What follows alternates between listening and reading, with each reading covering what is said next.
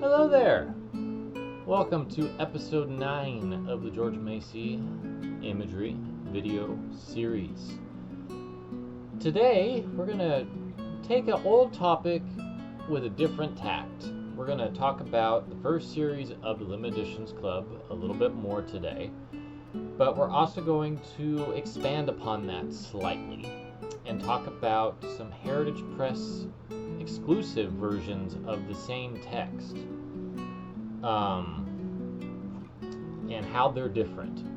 Now, there is a technicality with the Decameron, which is this pile here, which we'll get to when we cover that book, where we're going to start with these two over here. So let's just go ahead and move these aside, and we will better center these.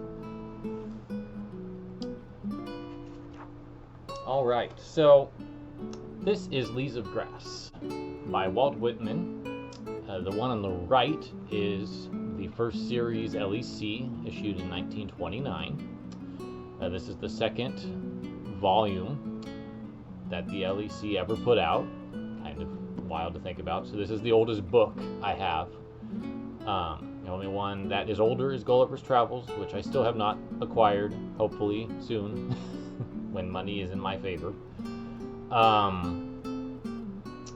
So we'll talk about that in a little bit more detail, but I also want to talk about this Heritage Edition as well.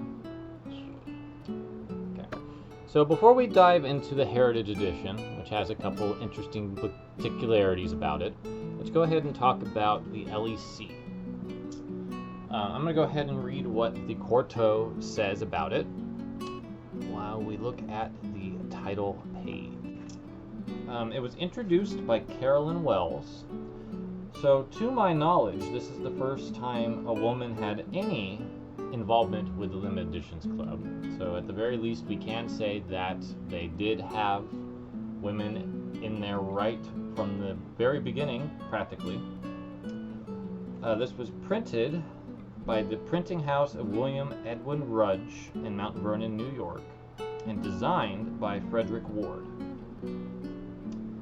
It was set in lithotype Estinine, which was the first time it was used in the United States, on Canson and Montgolfier Vidalon Verge paper, bound by George McKibben & Son in New York in full green cloth, printed in colors and gold stamped, 212 pages, 7.5 by 11 inches.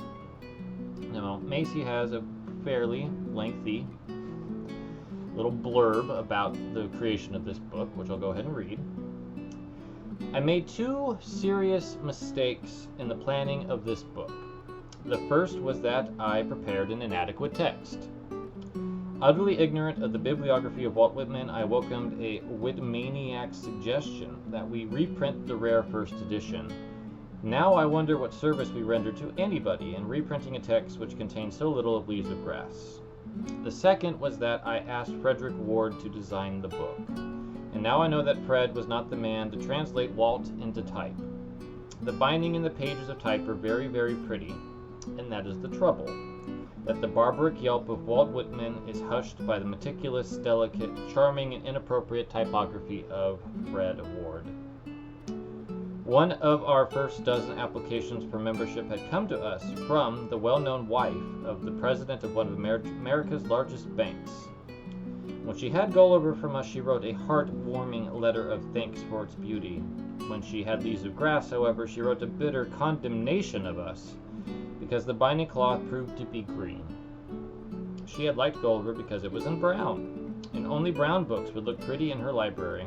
She would have to have her money back unless we agreed to bind all of our books in brown. I sent back her greenbacks and felt blue for days thereafter. It's really fun sometimes getting into the anecdotes that Macy has about his membership. He does that a couple of times in the Quarto.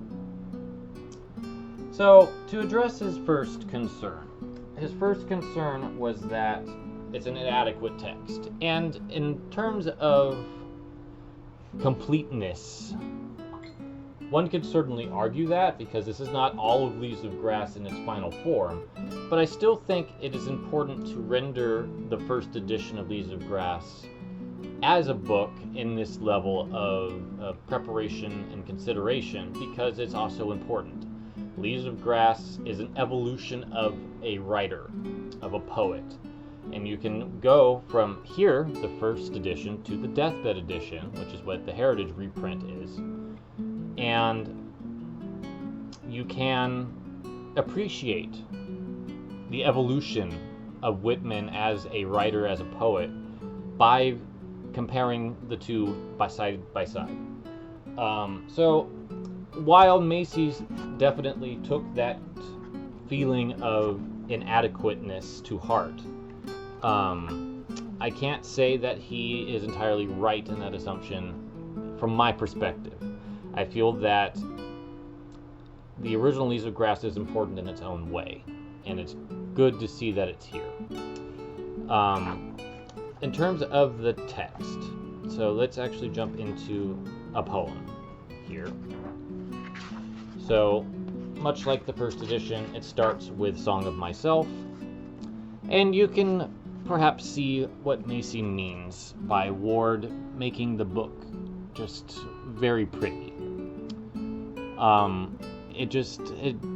I could see this criticism because the paper is exquisite.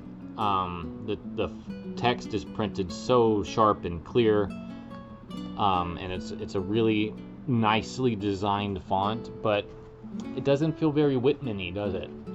And I think that's a consideration that Macy took to heart with the two subsequent editions that he issued of Leaves of Grass.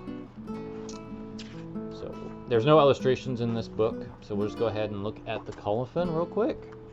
So this is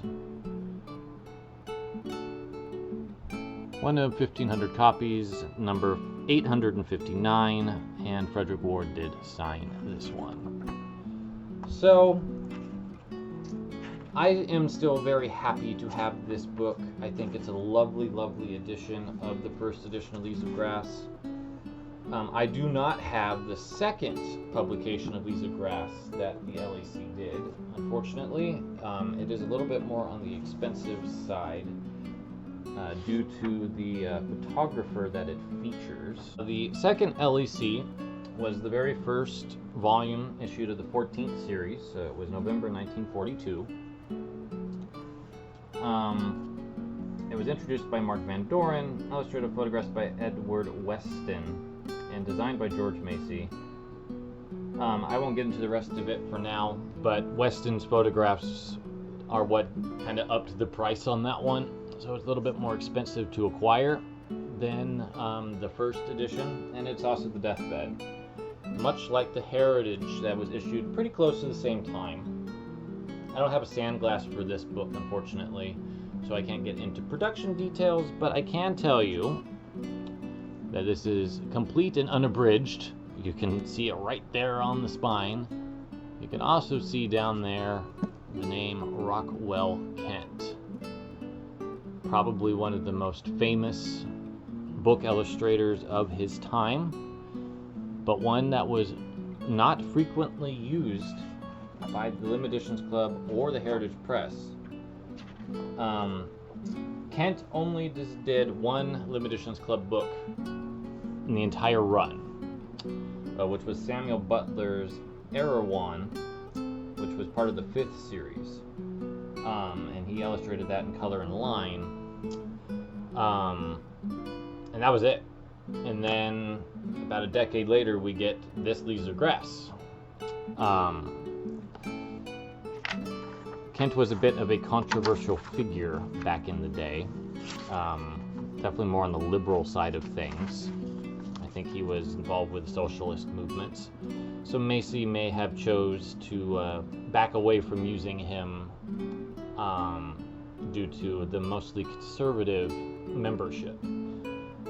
But it's really unknown why there was only 2 books with Kent involved in the entire run of Macy's tenure of both clubs. Here's the title page. You can already see a difference. This feels more Whitman, doesn't it? The illustrations are lovely. Kent did an amazing job. There's a lot of them in here too. This title page description is excellent. It's just a lovely book all the way around. This is my favorite edition of Leaves of Grass. And it really feels like with this edition, and more than likely the second LEC, that Macy was making it up. He felt, I think, that he had made such a grievous error that he needed to correct, and so he did. So here's where the poems start, and you can already see a difference in the font. It feels more authentic to Whitman.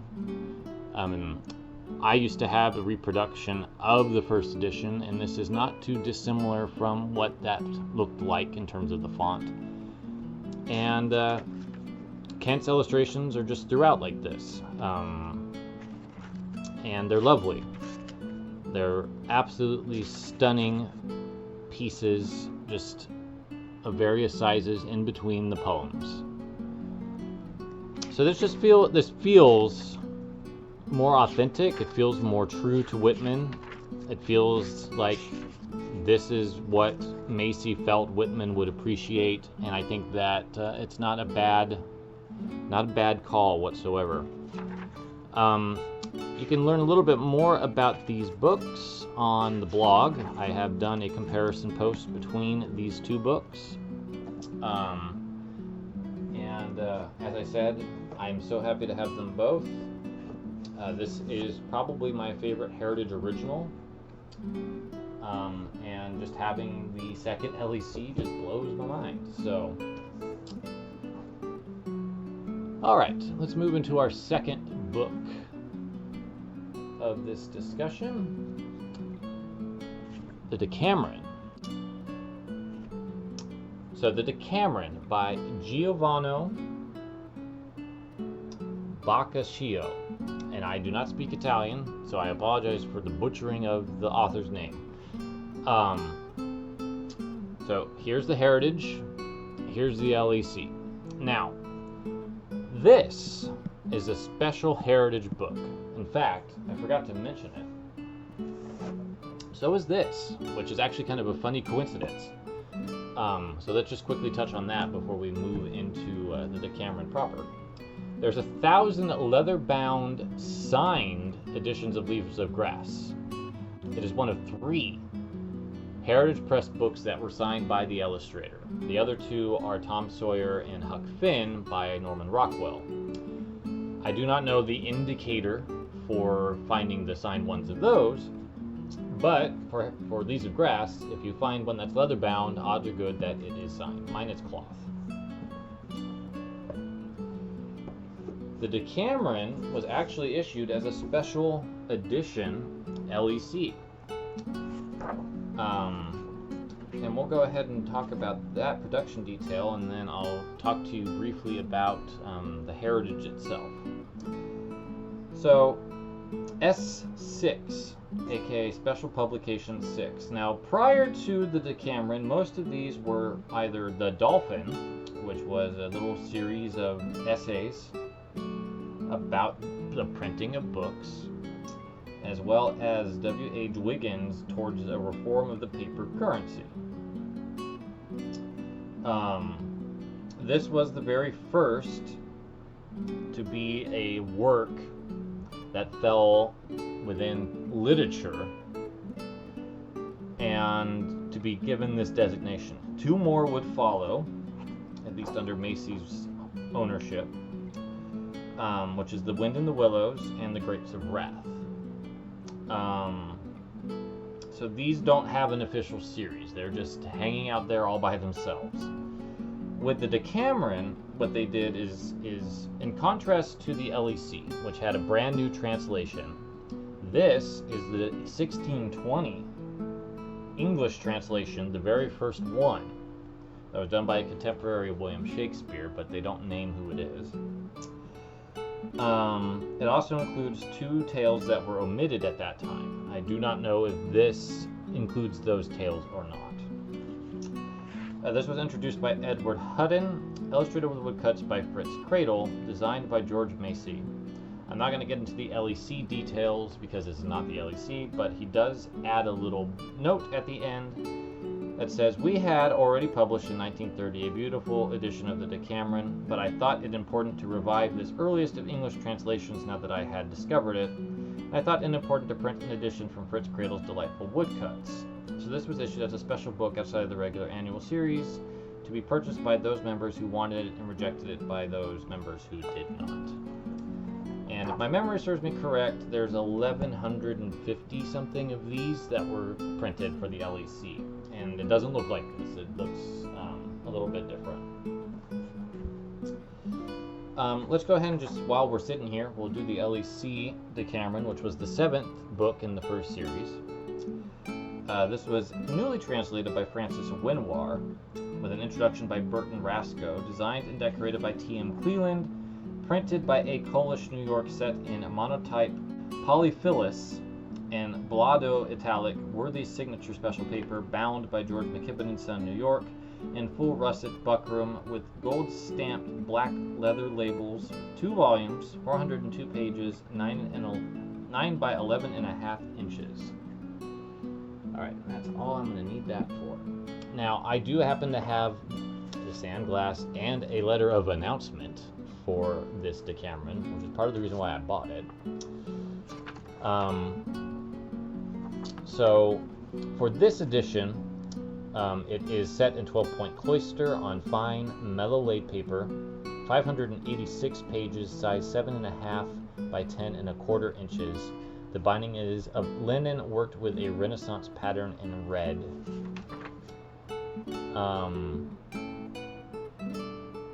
And Cradle, who is a very frequent contributor to the George Macy companies, he was first in the 2nd series with Grimm's Fairy Tales and continued to do work through, I want to say, the late 60s. Did a lovely job here. These are woodcuts, which is not what he usually did for Macy. So it's a little bit different. This is a very nice title page. And what I'm going to do is we'll compare and contrast the two side by side in terms of their title pages, because there is a distinct difference. Now, the cool thing about this LEC is that I actually do have the monthly letter for it. I don't have many of the first series that do, but this is one of them.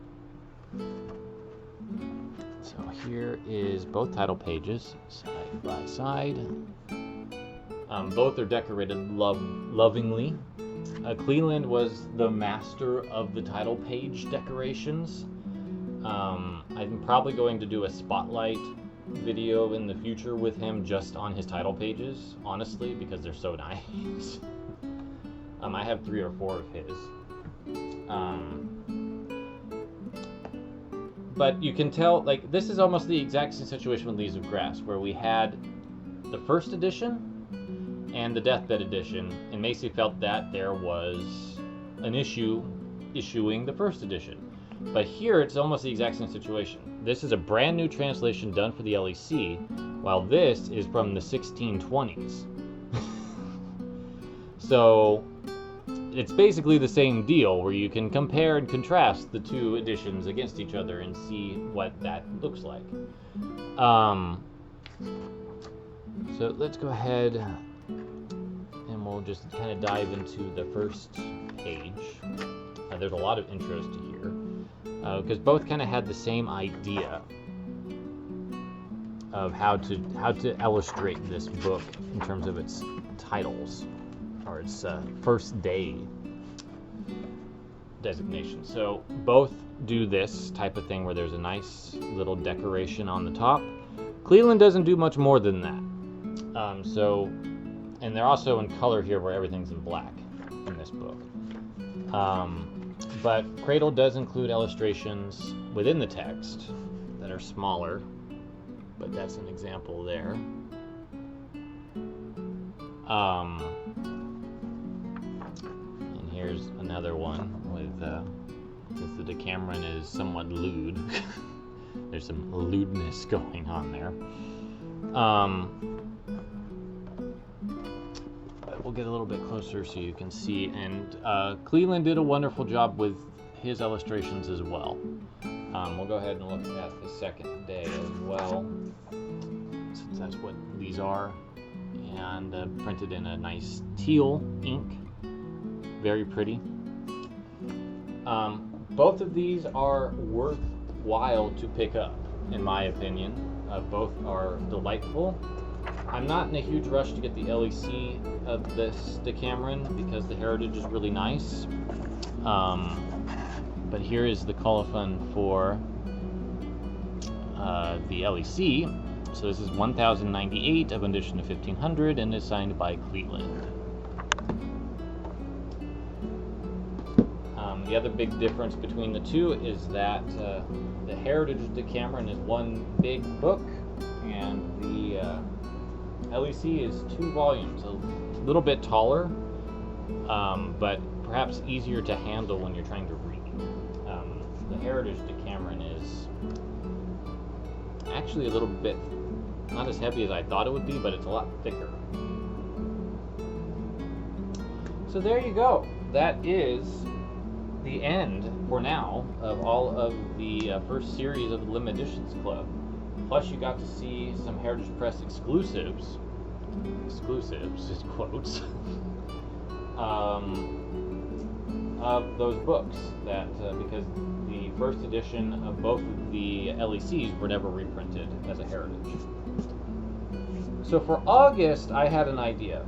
I think it's a great idea. Here's a book that I didn't talk about at all, and yet it's such an important book for so many of these videos, and the blog itself. This is the Quarto Millenary. This is basically your gold mine of information and resources for the first 250 books of the Limited Editions Club, plus the special publications and all of that. And we're going to take a deep dive into this book for August, because I do have a post on it, but I don't really get into the particulars of it very well, and I think that it will be fun to dig into this in more detail.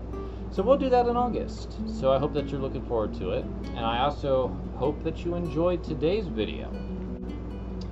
I hope you enjoyed learning more about these books. I forgot to mention when I was talking about the Decameron because I got excited, but there's also a post on these on the blog that you can check out if you'd like to read more about those books, as well as with Leaves of Grass, which I did mention that one earlier.